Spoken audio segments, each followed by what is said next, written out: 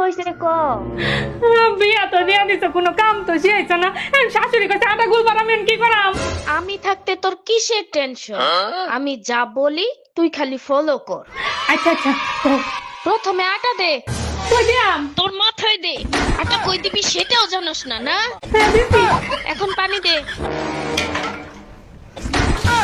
হাত দিয়া দেখ শক্ত হইছে না নরম।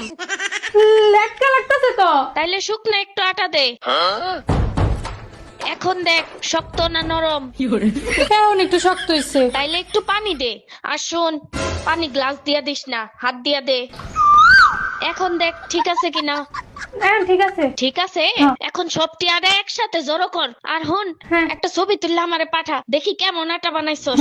আচ্ছা, সুন্দর হয়েছে। तो खींच मेरी फोटो तो खींच मेरी আমারে পাঠাই। বড় লোকের বেটি লোক। হে আম্মা, দেখছো কত সুন্দর আটা কইছি? ঘন্টা হইছে, তোর জন্ম দিয়েই ভুল হইছে। ফোন রাখ।